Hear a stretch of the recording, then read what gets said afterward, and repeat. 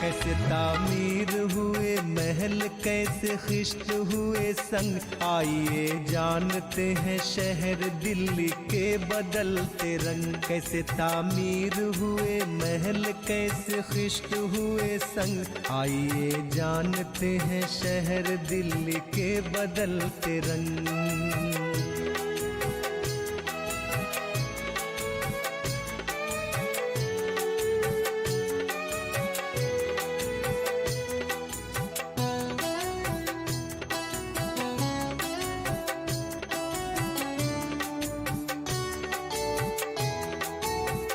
कुछ अपनी तारीखें और कुछ वजूद पर करे नजर। कहाँ से कौन है हम, हर हुदूद पर करे नजर। वक्त के साथ साथ कैसे लड़ी वक्त ने है जंग। आइए जानते हैं शहर दिल्ली के बदलते रंग। कैसे तामीर हुए महल, कैसे खिश्त हुए संग। आइए जानते हैं शहर दिल्ली के बदलते रंग।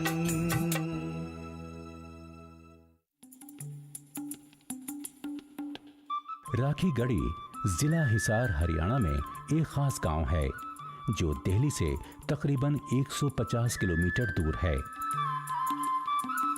आर्कियोलॉजिकल सर्वे ऑफ इंडिया के सबसे सीनियर ऑफिसर डॉक्टर अमरेंद्र नाथ, जिन्होंने राखी गढ़ी और फरमाना की खुदाई की, कहते हैं राखी गढ़ी एक बहुत वसी रकबा पर मुश्तमिल इलाका था। कुदरती वसाइल के बहुत करीब था और उसकी मिट्टी जरखेज थी। अव्वल दर्जे की मिट्टी बड़े इलाके में पाई गई है। हमें आज भी इस इलाके में बेइंतहा हरियाली मिलती है और इब्तदाई हड़प्पा दौर में भी इस मकाम का इंतखाब जानदारों के जीने के लिए जो ज़रूरी वसाइल होते हैं उनकी मौजूदगी की वजह से ही किया गया होगा। और यही नहीं, तकरीबन हर 5 या 10 किलोमीटर पर आबादी के आसार भी राखी गढ़ी में मिलते हैं। Almost every 5 kilometers we find 10 kilometers small satellite settlements around this Rakhi Garhi. मरहूम प्रोफेसर ग्रिगोरी लुई पोशेल पेनिनसिल्वेनिया यूनिवर्सिटी में उलूम इंसानी के प्रोफेसर एमिरेट्स थे और इसी यूनिवर्सिटी में आसार कदीमा और इंसानियात के म्यूजियम में एशियाई कलेक्शन के मुआलिज थे। वो 1964 से हिंदू पाकिस्तान में सिंध तहजीब की खुदाइयों में शामिल रहे। एक शायशुदा तारीखी मुताले में उन्होंने हड़प्पा के 2600 मकामात की तफसीली फहरिस्त दी है। राखी गढ़ी के यादगारें सबसे पहले आसार कदीमा के माहिर भगवान देव ने दरियाफ्त की और उसके बाद सन 1963 में दूसरे मारूफ हिंदुस्तानी माहिर आसार कदीमा सूरज भान ने तस्दीक की कि उनकी असलियत हड़प्पन ही है। फिर 3 दहाइयों के बाद 1995 में 2 बरतानवी माहिरीन आसार कदीमा रेमंड और ब्रिगेड आलचीन ने एक सर्वे किया और इस नतीजे पर पहुंचे कि राखी गढ़ी में जो आसार हैं वो 24 हेक्टेयर तक फैले हुए हैं। बाद में अमेरिकन माहिर आसार कदीमा J.M. किनोयेफ ने यह साबित किया कि ये मकाम 80 हेक्टेयर में है। लेकिन इन सारे अंदाजों से आगे 1997 ता 2000 यहाँ जो खुदाइयाँ हुई, उन्होंने बताया कि ये बर्रे सगीरे हिंद में दरियाफ्त शुदा हड़प्पा की तहजीब का सबसे बड़ा साइट है, जिसके एरिया का तखमीना 440 हेक्टेयर लगाया गया है, जो सिंध घाटी के किसी भी मकाम से 140 हेक्टेयर ज्यादा है जो अब तक दरियाफ्त हुए हैं। इसका मतलब है कि उस मकाम की आबादी 50,000 से ज्यादा रही होगी। मेरा ख्याल है कि राखी गढ़ी की आबादी महज 5,000 से 10,000 तक रही होगी। लेकिन इसमें कोई इख्तिलाफ नहीं है कि राखी गढ़ी के महल वकू और शहर के अंदर होने वाले कामों और यकीनन उसके बड़े साइज से पता चलता है कि अपने उरूज के ज़माने में ये दुनिया का सबसे बड़ा शहर भी साबित हो सकता है। जिन मसनूआत का पता लगा है वो बताते हैं कि इब्तिदा से बलूग तक ये तहजीब कई मरहलों से गुजरी। हड़प्पा की तहजीब के शुरू के मरहले के हाकरा सामान और साथ में मिट्टी के बर्तन जो इसके बलूग के मरहले को बताते हैं, उनमें हड़प्पा के मजहबी निशानात की पेंटिंग हैं और उनकी जबान के कुछ हुरूफ भी। मजीद बरा मिट्टी के बर्तनों की बड़ी तादाद, पकाई हुई मिट्टी की मूर्तियां, मोहरें, सुइयां, मछली के कांटे, वजन और कांसे की मसनूआत जो मिली हैं, वो सब एक पुख्तगी के मरहले को बताती हैं। हकीकत तो यह है कि बाज़ बड़ी दरियाफ्तों ने हड़प्पन तहजीब को कई सौ साल और पीछे धकेल दिया है। अलबत्ता नई दरियाफ्तों से इशारा मिलता है कि हड़प्पा की तहजीब यकसानियत लिए हुए नहीं थी, बल्कि मकामी तकसीरियत के बहुत से निशानात पाए जाते हैं, खासकर टाउन प्लानिंग, मुर्दों को दफन करने और मुख्तलिफ मसनूआत में। मिसाल के तौर पर राखी गढ़ी के कब्रिस्तान में जो खोपड़ियां मिली हैं, उन सब का रुख शिमाल की जानिब था और मोहरों के अंदर जानवरों के चेहरे बाएं की बजाय दाईं तरफ फेरे हुए हैं, जैसा कि हड़प्पा और मोहनजोदड़ो में मिली मोहरों में पाया गया है। दोनों ही इलाकों के अपने मखसूस निशानात हैं, लेकिन इनमें मजीद तहकीकात की ज़रूरत है। Rakhi Gadi, we have from the early levels, we have structures of circular nature. Rakhi Garhi में जब हम खुदाई करते हैं तो हमें सबसे नीचे यानी कि शुरुआती सतह पर घुमावदार रिहायशी इमारती ढांचे मिलते हैं और मिट्टी की लिपाई वाला फर्श भी है, और हमें पालतू जानवरों के होने की अलामात भी मिलती हैं और फसलों के बाकियात भी मिलते हैं। तो राखी गढ़ी में आने वाले पहले लोग जानवरों को पालना जानते थे, और जैसे कि भेड़ और बकरी वगैरह वो पालते थे, और वो सबसे पहले किसान थे जो छोटे औजार और पत्थरों के बने दीगर औजारों का भी इस्तेमाल करना जानते थे। और इसके बाद हमें चौकोर इमारती ढांचा भी मिलता है। इस तरह हमें इस इलाके में शुरुआत का अंदाजा होता है। in this area only. नई तहकीकात ये भी बताती हैं कि मज़कूरा मकामात के अलावा और भी अहम मकामात हो सकते हैं जो ज़रूरी नहीं इनसे पहले के हों, बल्कि मोहनजोदड़ो और हड़प्पा के हम ज़माना भी हो सकते हैं। राखी गढ़ी खुद हड़प्पा की तहजीब के इर्तिका के मुताले के लिए अहम मकाम है और मज़ीद तहक़ीक़ इसके साइज़, स्ट्रेटेजिक जाए मकाम और राजस्थान के खेतरी इलाके से क़ुर्बत के मद्देनज़र, जिसमें तांबे का एक बड़ा ज़ख़ीरा है। राखी गढ़ी बहुत मुमकिन है कि तिजारत का बड़ा मरकज़ रहा हो, ख़ासकर कीमती पत्थरों का, या कम अज़ कम बड़े रकबे में फैली ये शहरी रियासत एक अहम तिजारती शाहराह पर वाक़ होगी। मज़ीद यह है कि ये मुआसिर गैर हड़प्पन और गैर शहरी तहसीबों से राब्ते का अहम पॉइंट रहा होगा।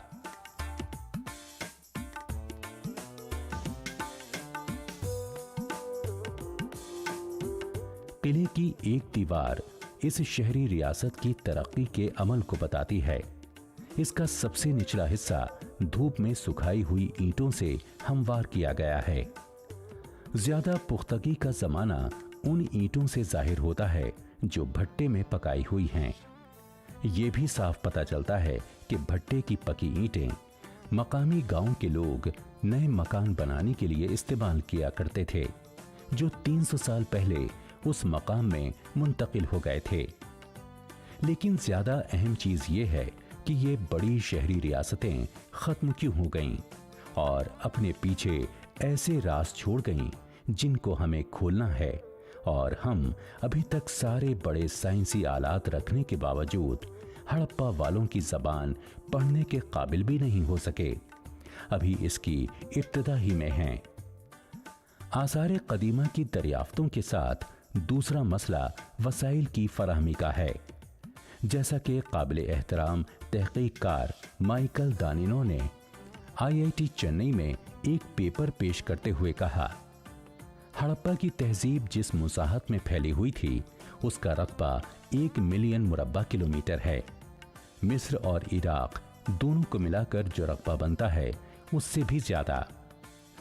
इसकी जनूबी हद ताप्ती और गोदावरी नदियों के दरमियान थी, जबकि शिमाली सरहद कश्मीर में मांडा के मकाम पर 1400 किलोमीटर दूर तक चली गई थी। अगरचे एक मकाम शारतुघई इससे भी दूर अफगानिस्तान में पाया गया है। और अब हालत यह है कि मशरिक की तरफ आखिरी बस्ती मगरिबी यूपी में आलमगीरपुर में पड़ती है। इसकी मगरिबी हदें बहरे अरब और पूरा मकरान का साहिल था, यानी मौजूदा पाकिस्तान और ईरान की सरहद का पूरा रास्ता। मजीद ये कि हड़प्पा के अब तक 2000 शिनाख्त करदा साइटों में से सिर्फ 5 शहर निकले हैं और यही 5 सारी सुर्खियां बटोर लेते हैं। दूसरे सनती और देही मराकिज हैं जिन पर तवज्जो देने की जरूरत है ताकि उस तहजीब के बारे में पूरी सच्चाई सामने आए और उस तहजीब के अजीम लोगों के बारे में जिन्होंने इस बड़े कल्चर को पैदा किया और परवान चढ़ाया। वसी पस मंजर में ये मुशाहिदा किया गया है कि दूर दराज में रहने वाली कौमों ने एक दूसरे के साथ अबलाग और तामुल शुरू कर दिया था। इन तामुलात के जरिए हिंदुस्तान के सयाहों ने अपनी सरजमीन की तारीफ में आले गाए होंगे और दरियाए सिंध के मशरिक में वाक़े मुल्क हिंदुस्तान के ज़बरदस्त कल्चर की शान में कसीदे पढ़े होंगे और इसकी शोहरत फैलाई होगी। The question of हड़प्पा के लोगों के कहीं और से आने का सवाल ज्यादा मोतबर नहीं है, क्योंकि आर्कियोलॉजिकल सर्वे के जरिए हमारे पास इस बात के यकीनी शवाहिद मौजूद हैं कि इब्तदाई अहद के आबादकार माइक्रोलिथिक औजार इस्तेमाल करते थे और वो लोग मेसोलिथिक असल से ताल्लुक़ रखते थे। small tiny tools and they had Mesolithic इसलिए कि उनकी आबादी के मुतादिद मकामात दुर्शावती सरस्वती के किनारों पर आबाद हैं जिनका ताल्लुक मेसोलिथिक से है। मजीद 2003 और 2004 में भिराना में हड़प्पन मकामात की तलाश करते हुए आर्कियोलॉजिकल सर्वे ऑफ इंडिया के डॉक्टर SL राव ने पाया कि उस जगह भी गड्ढेदार मकानों का कल्चर राइज था। गड्ढे ज्यादातर मुस्तदीर और कभी कभार ईंटों की लाइन वाले होते थे। जो ईंटें इस्तेमाल की जाती थीं, उनकी कोई बाज़ाब्ता शक्ल ना थी। इससे पता चलता है कि वहां के रहने वाले इब्तदाई ज़माने की हड़प्पा में बनने वाली ईंटों और बुनियाद डालने वाली तकनीकों से नए नए मुतारिफ हुए थे। दीवारों के अंदर गीली मिट्टी की लिपाई थी और गड्ढों का साइज 230 सेंटीमीटर था। गड्ढों में रहने की ये खास रिवायत हरियाणा के इब्तदाई हड़प्पन पसमंजर में जिला हिसार के मीता थाल और जिला फतेहाबाद के कुनाल के इलाके में थी। मिट्टी के बर्तन बहुत ज्यादा उनसे मुशाबा हैं जो वादी कश्मीर के बरजूम में मिले हैं। ये नोट करना भी अहम है कि इन कौमों के दरमियान मेनहर बनाने और बुनियाद में डालने की कोई रिवायत नहीं पाई गई, जिससे मेनहर कल्चर का खात्मा हो गया। प्रोफेसर बीबी लाल बताते हैं कि हरियाणा के गिरावाड़ और कुनाल में हड़प्पा की साइटों में लोग अपने घर जमीन के ऊपर नहीं बनाते थे, बल्कि गड्ढे खोदते थे और उनको मकानों की तरह इस्तेमाल करते थे। प्रोफेसर बीबी लाल ये भी वाजे करते हैं कि गड्ढों में रहने वाले इनमें इसलिए रहते थे कि वो अपने आप को शिमाल की ठंडी हवाओं से बचाना चाहते थे, जिनका निशाना ये इलाके थे। या ये भी हो सकता है कि वो बस अपने बुजुर्गों की रिवायत को बरकरार रखते हों। यहाँ एक मंतकी सवाल ये पैदा होता है कि इनके बुजुर्ग कहाँ से आए थे। तहकीककारों ने मजीद ये इजाफा किया है के अबूरी दौर में बस्तियां बसाने के हड़प्पन में एक वाज़ेह तब्दीली आई। इस पूरे मकाम पर कब्जा कर लिया गया और कस्बे को किले में बदल दिया गया। लोग जमीन की सतह पर मकान बनाकर रहने लगे। अब देहातों की टेक्नोलॉजी में तरक्की हो गई। बड़ी अशिया जैसे खोल, चूड़ियां, मछली के कांटे और तीर कमान तांबे से बनाए जाने लगे। राखी गढ़ी के चारों तरफ हर 5 या 10 किलोमीटर पर कोई साइट है, जिसकी वजह से राखी गढ़ी एक मरकजी मकाम की हैसियत से उभरा है। इस तरह राखी गढ़ी इलाकाई तिजारत के लिए एक डिवीजन बन गया। राखी गढ़ी का ताल्लुक गुजरात की कांबे खाड़ी से था और यहाँ से समंदरी चीजें वहाँ सप्लाई होती थीं। दस्तकार चर्ट टूल बनाते थे। चर्ट यानी चकमक पत्थर सिंध के एक मकाम रोहरी से मंगाए जाते थे। राखी गढ़ी हिमालय की तराई से आने वाले सामान को भी कंट्रोल करता था, खास तौर पर लकड़ी और उससे बनी मुख्तलिफ चीजें जैसे फर्नीचर वगैरह बनाए जाते थे। राखी गढ़ी पूरे दृशावती सरस्वती इलाके के लिए एक दरवाजा यानी गेटवे की तरह था। राखी गढ़ी और फरमाना की तलाश से ये इशारा भी मिलता है कि दिल्ली का जो मयारी महलो वकू है, उसकी वजह से यहाँ इस तरह की और कौमें भी पनप रही होंगी। तकरीबन तमाम बड़ी तहसीबें मुख्तलिफ नस्ली शनाख्तों और लिसानी ग्रुपों को शामिल होती हैं और ये ग्रुप इम्कानी मुखालिफ बनकर भी उभर सकते हैं, क्योंकि किसी ग्रुप को इम्तियाजी शनाख्त देने से कल्चर जहाँ शुमूली बन जाता है, वहीं वो उनको अलग थलग भी करता है। राखी गढ़ी के लोग किस तरह के कपड़े पहनते थे, इसका पता एक मिट्टी के बर्तन पर बनी तस्वीर से होता है। एक मर्द ने धोती और कुर्ता पहन रखा है और चूड़ी भी पहन रखी है। आज भी हरियाणा के मुकामी लोग यही लिबास पहनते हैं। हमें डॉक्टर अमरेंद्र नाथ की इस तहकीक से पहला प्रूफ मिलता है कि लोग उस वक्त क्या कपड़े पहनते थे, पर वो कैसे दिखते थे ये अभी तक कहना मुश्किल है। हड्डियों से चेहरे का रिकंस्ट्रक्शन जैसे कि लोलान ब्यूटी का किया गया है, हमें दिखा सकता है कि ये लोग कैसे दिखते थे, जिनकी आम ऊंचाई 175 सेंटीमीटर से ज्यादा थी। इसी तरह डीएनए एनालिसिस ये बता सकता है कि मोहनजोदड़ो और हड़प्पा के लोग कहां से आए और कौन थे। इसके लिए साइंटिफिक टेक्निक का इस्तेमाल जरूरी है। मखसूस मजहबी आमाल, आर्ट, स्टाइल और जबानें अपने हामलेन को गिरोहों में मुतशक्ल करते हैं, लेकिन ऐन इसी वक्त वो दूसरों को इससे बाहर भी करते हैं। ताहम इब्तिदाई रियासत एक नशोनुमा पाती सोसाइटी की तर्जुमानी करती है, जिसमें लोग अबलाग की सलाहियतें बाहम पहुंचाते हैं और मौजूदुल वक्त निज़ाम का एहतराम करना सीखते हैं, ताकि बदले में रियासत उनको तहफ़्फ़ुज़ और बुनियादी सहूलियात की ज़मानत दे। 3 मुख्तलिफ यूनिवर्सिटियों के आर्कियोलॉजिस्ट सन 2009 की इब्तिदा ही से हरियाणा के फरमाना में काम कर रहे थे, जो दिल्ली से महज 60 किलोमीटर दूर है। इन खुदाइयों ने बताया कि राखी गढ़ी, फरमाना, मीठाथाल, भिराना और कुनाल के मकामात जनूबी एशिया की इब्तिदाई तारीख में एक निहायत अहम आगाज साबित हो सकते हैं।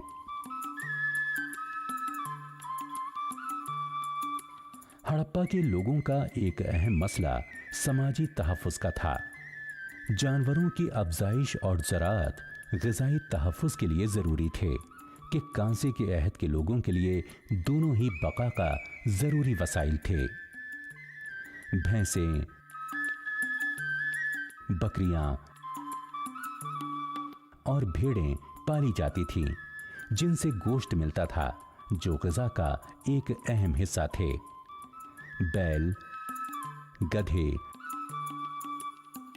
और ऊंट वगैरह सवारी और बार बर्दारी के जानवर थे और खेत जोतने के लिए भी जरूर इस्तेमाल होते होंगे। उस वक्त पहिए की ईजाद हो गई थी। खुदाइयों के दौरान पकी मिट्टी की तस्वीरें ऐसी मिलीं जो ये बताती हैं कि बैल छकड़े खींचते थे और इनमें ठोस पहिए इस्तेमाल होते थे। ज्यादा इम्कान ये है कि ये लकड़ियों से बनाए जाते हों। बाद में राखी गढ़ी में ऐसे खिलौनों की दरियाफ्त हुई जिनमें तारदार पहिए लगे थे। खूबसूरती से डिजाइन की गई मोहरें भी तहरीक देने वाली दरियाफ्तों में से हैं। लोग कश्तियों से सफर को ज्यादा तरजीह देते थे। नक्लो हमल का ये तरीका यकीनन ज्यादा महफूज रहा होगा, जो नदियों के साहिली इलाकों से तिजारत और अबलाग के लिए अहम राब्ता बनाता है।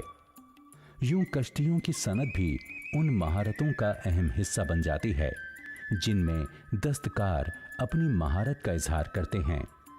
कांसे और पत्थर के सनतकार भी समाजी ताने बाने का अहम हिस्सा बन जाते हैं। वो महज मुजस्समे और औजार ही नहीं बनाते, बल्कि बहुत से आलात और हथियार भी बनाते हैं। सिंध के तहजीबी खत्ते में इस प्रोडक्शन की खूब तिजारत होती थी।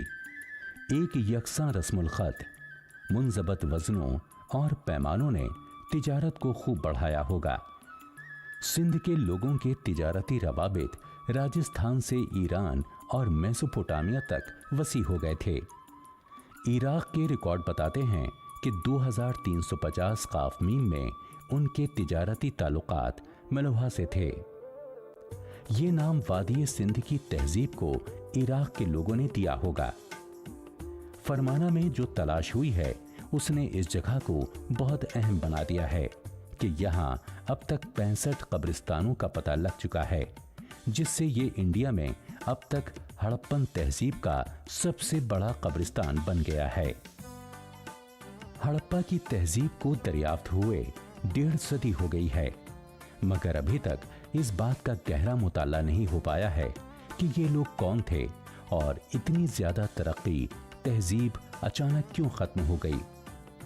अमरेंद्र नाथ के मुताबिक राखी गढ़ी के लोगों की लंबाई 178 से 190 सेंटीमीटर के दरमियान थी। इससे इशारा मिलता है कि लंबे और सेहतमंद लोग उस वक्त यहाँ रहा करते थे। फरमाना में मकामी रंग देते हुए ज्यादातर कब्रें मगरिब व जनूब मशरिक की समत में हैं, अगरचे बाज़ कब्रें शिमाल जनूब और बाज़ मशरिक और जनूब मगरिब के रुख पर हैं। कब्रों का मुख्तलिफ रुखों पर होना ये बताता है कि एक ही कम्युनिटी में कई ग्रुप थे, और चढ़ावे के तौर पर बर्तनों की तादाद में इख्तलाफ ये बताता है कि कम्युनिटी में समाजी और माशी इख्तलाफात थे। इसी तरह मकामी तगय्युर के मखसूस आसार हैं जो उस तस्वीर को बिल्कुल मुस्तरद कर देते हैं कि हड़प्पा वाले एक यकसानियत वाला गिरोह थे। दिल्ली यूनिवर्सिटी में शोबे तारीख के उस्ताद प्रोफेसर उपेंद्र सिंह ने इस प्रोजेक्ट के बारे में बड़े जोश का मुजाहरा किया और दावा किया है कि ये तहकीकात माजी को बेनकाब करने में मदद देंगी और उनसे ये पता लगाया जा सकेगा कि मकामात, लोगों और उनके समाजों का इर्तिका कैसे हुआ, साथ ही उनकी मजमूई तरक्की का भी।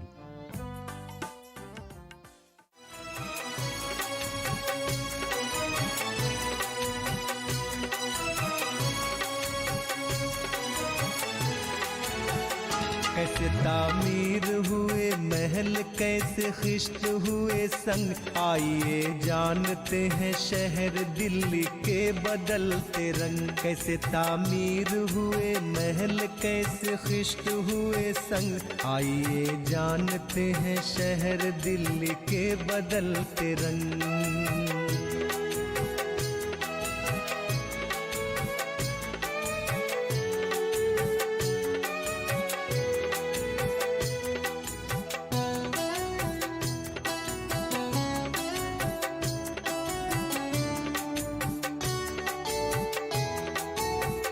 कुछ अपनी तारीखें और कुछ वजूद पर करें नजर, कहाँ से कौन है हम हर हुदूद पर करें नजर। वक्त के साथ साथ कैसे लड़ी वक्त ने है जंग, आइए जानते हैं शहर दिल्ली के बदलते रंग। कैसे तामीर हुए महल, कैसे खिश्त हुए संग, आइए जानते हैं शहर दिल्ली के बदलते रंग।